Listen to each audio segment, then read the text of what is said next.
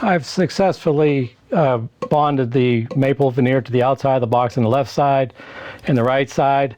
These pencil lines here are actually markings on there so that the veneer that I'm going to use for the front actually will line up. That will make more sense if I was using a decorative veneer like a Zebrano or something with some horizontal stripes that I wanted to do a grain wrap or four-corner wrap. But this is kind of plain Jane maple, but it does have a faint a little bit of a grain showing there, so I want to keep it as linear as possible.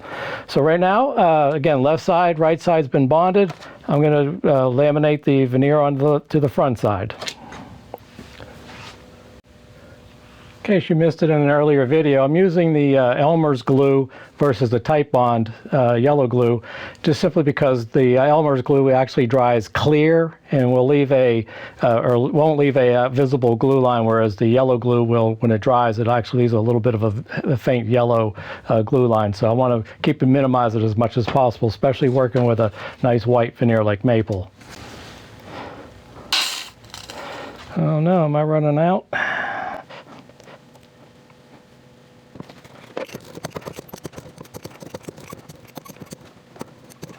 And we'll make sure that I have some adhesive on that very leading edge of the maple that's wrapping around the side. Even though it's 1/42 of an inch thick, it still can accept glue.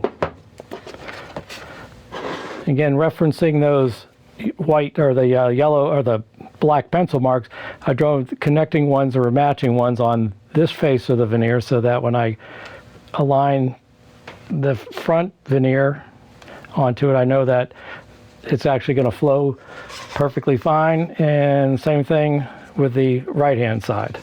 I already have the box itself laying on top of the wet adhesive on the veneer with a clamping caul on the bottom. Easily enough, it's just pretty much straightforward.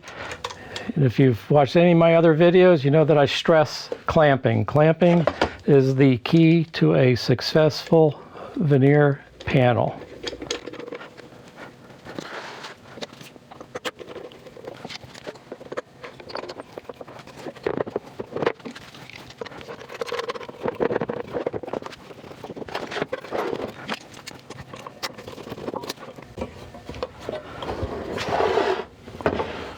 Okay, we're going to let that dry for an hour or so and come back. I've already succeeded in bonding the veneer, in this case the front of the box veneer onto it, sanded it flush, got a nice square corners, crisp corners. And part of the design part of it is the process of making these. I want to do the left side, right side, and then the face. And then the back side is left plain for the moment because we're going to put this on at the very last step. I got to cut the hinges, and I don't want to have to worry about damaging this back veneer. So we're going to set that aside for later. And if you remember in the video, 2 videos ago, I mentioned something about the styrofoam. Well, that's what with this, I'm not styrofoam, but the rigid foam insulation that's on the inside of the box. Well, now you're going to see what that's used for in this particular step. I'm going to cut the lid off. And if you're a novice or a beginner box user or a box maker, you know that when you use a table saw or a bandsaw to cut the lid off, that as you're cutting it off, that last few moments of where the last wood fibers are being severed, that the lid's going to shake a little bit and it might fall into the blade and really damage your box. So you have a tendency then to roll down the saw blade to where it's 95% of the way over the thickness of that, leaving just a little tiny fragment of some of the wood fibers to keep the lid intact. Well, then you go back and slice it off with a saw. Well, that's an extra step. Well, I think I've solved that with the rigid foam insulation on the inside, and I'll show you how. Well, cutting the lid off the box is kind of a very important thing to plan appropriately. If you remember, I want the lid to open up in this direction so that the sky, the blue part representing the sky of the Ukrainian flag, is the hinge side.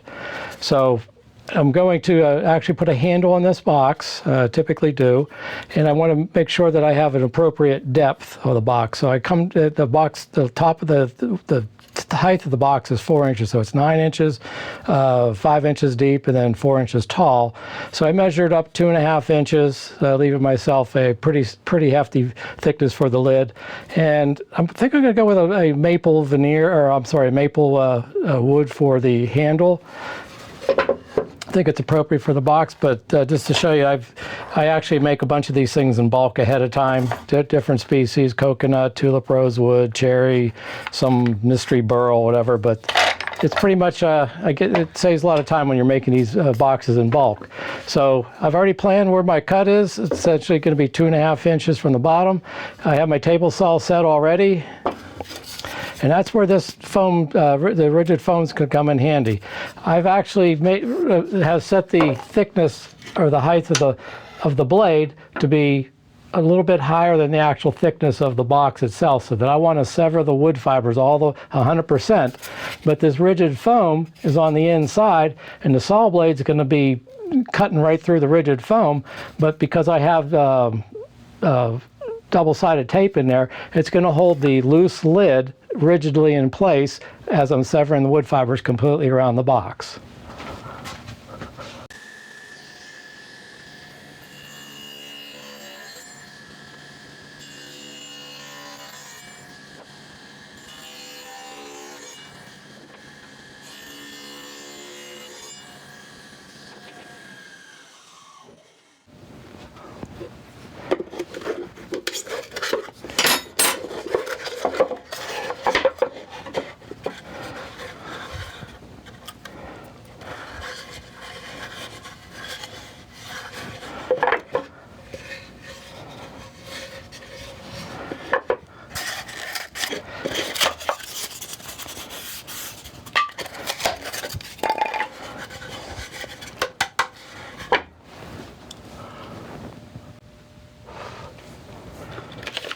I cleaned up the edges with some sandpaper, just got the edges nice and smooth, cleaned up any splinters that were hanging, but it actually cleaned up really well. The lid severed completely, no fibers hanging, no damage, nice square corners. We're ready to move on to the hinges. And here it's a special kind of hinge, it's called a kerf cut hinge, and I'll be introduced in the next video.